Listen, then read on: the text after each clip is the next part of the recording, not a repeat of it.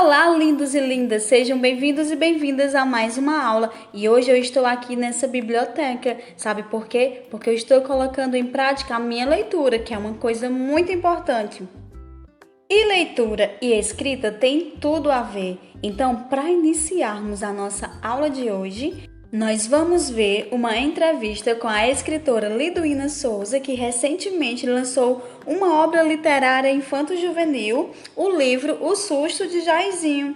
Oi, Liduína, é um imenso prazer tê-la aqui conosco. Sabemos que a leitura faz parte da sua vida, mas o que realmente faz de você uma escritora? A leitura faz parte da vida. Eu diria que, primeiro, o gosto pela leitura, não somente pela leitura, mas também pela literatura em si. Um gosto que virou paixão em minha vida. E tomada por essa paixão é que me veio o amor. Esse amor surgiu através das respostas que as leituras dão às nossas perguntas, ou as perguntas provocam incenso às nossas respostas. E é exatamente na leitura, muitas vezes, que encontramos emoção, encontramos consolo, distração, conhecimento sobre o mundo e sobre as pessoas. Um amor que chega a nos iluminar moralmente diante da cultura, diante da leitura, enfim. Muito bem, Liduína, muitas pessoas consideram que escrever é muito difícil. Você concorda? Escrever não é fácil. Eu particularmente concordo que não é fácil. Até porque depende muito do que você vai escrever quando você precisa. Eu particularmente vejo que há momentos em que a inspiração me vem com maior fluência, outras vezes não. Eu acredito que para mim funciona quando eu estou triste, a subjetividade das minhas literaturas, o eu lírico, fala por mim.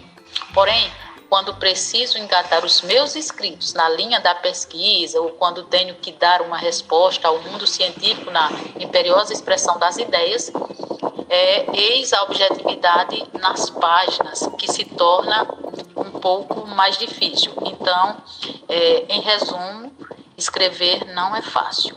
E qual mensagem você deixa para os alunos do terceiro ano? A mensagem que eu deixo para os nossos alunos do terceiro ano, é que precisamos amar os livros, precisamos amar a leitura, precisamos treinar a nossa leitura, não esperando só quando o nosso professor pede para ler algum livro, mas que você procure ler livros sem aquela imposição, sem aquele pedido, sem aquela solicitação do professor, mas que você procure ler livros, revistas, jornais, enfim.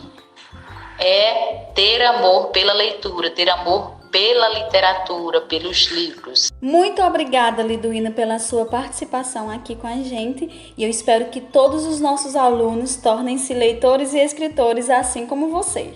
Depois dessa entrevista maravilhosa, iremos dar início à nossa aula de hoje. A nossa aula de hoje é sobre produção textual e, para começar, eu escolhi um texto. Vamos analisar cada parte dele. O texto da vez está disponível no Caderno do Mais Pike, volume 2, na página 58. Sopa de pedra. Um dia, Pedro estava com fome e bateu à porta de uma velha rica. Mas a velha, pão dura, exclamou: "Já jantei, não sobrou comida." Pedro respondeu: "Não faz mal, se a senhora me emprestar uma panela com água e fogo, faço uma sopa de pedra." A velha ficou curiosa. "Sopa de pedra? Nunca ouvi falar nisso." A velha acendeu o fogo, encheu uma panela com água. Pedro jogou pedra dentro da panela e colocou-a no fogo. Depois Pedro disse: "A sopa vai ficar boa, mas ficaria uma delícia com cebola e sal." A velha deu a cebola e o sal para Pedro. Pedro provou a sopa e falou: "Puxa, se tivesse um pedaço de carne, tomate, umas batatas e repolho, ficaria melhor ainda." A velha foi dando tudo o que Pedro pedia. Pronta a sopa, Pedro tirou a pedra e começou a tomá-la. Pedro serviu um prato cheio e deu para a velha. Ela exclamou: "Ora, vejam só, Pois não é que a tal sopa de pedra é boa mesmo? Pessoal, vocês perceberam como esse texto é completo e organizado? Hoje nós vamos aprender a fazer uma produção textual super completa e organizada igual a essa. Agora vamos fazer uma análise desse texto. Vocês perceberam algo nesse texto que já estudamos? Isso mesmo, muito bem. Estudamos os parágrafos, os sinais de pontuação e eu quero perguntar uma coisa a vocês. Esse texto está escrito no discurso direto ou indireto? No discurso direto, pois vemos claramente que o autor usou as falas dos personagens. Observamos também que o texto está claro e objetivo e que os verbos estão concordando com todos os substantivos. A velha ficou curiosa. Vocês observaram que está bem certinho? Ou eu poderia dizer assim: as velhas ficou curiosa. Não, né? Não combinou, então não está concordando na minha frase. As velhas ficou curiosa. Então, portanto, para que o texto fique organizado, precisa haver essa concordância dos verbos com os substantivos.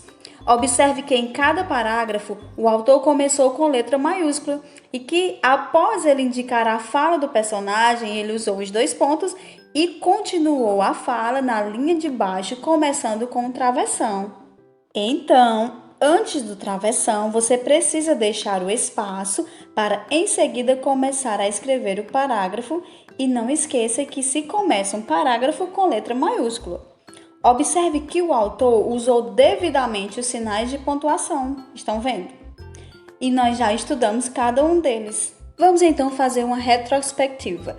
Nós já estudamos sobre os sinais de pontuação, sobre os substantivos, verbos e também estudamos agora recentemente sobre os parágrafos. Então, a gente estudou isso para quê? Para inúmeras finalidades, mas principalmente para a gente utilizá-los na hora de produzir um texto.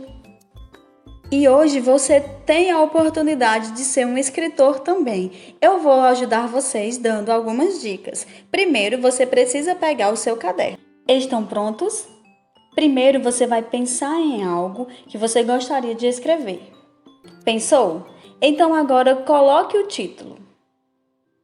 Depois, você vai deixar um espaço depois da margem da linha e iniciar o seu parágrafo. Ei, lembre-se, começando com letra maiúscula. Não esqueçam os sinais de pontuação. Se você tiver alguma dúvida, você pode revisar as nossas aulas anteriores ou você pode pedir ajuda para o seu professor ou para a sua professora. Que o seu texto estiver pronto, é só assinar e pronto, você pode divulgar para quem você quiser e se tornar também um escritor ou escritora.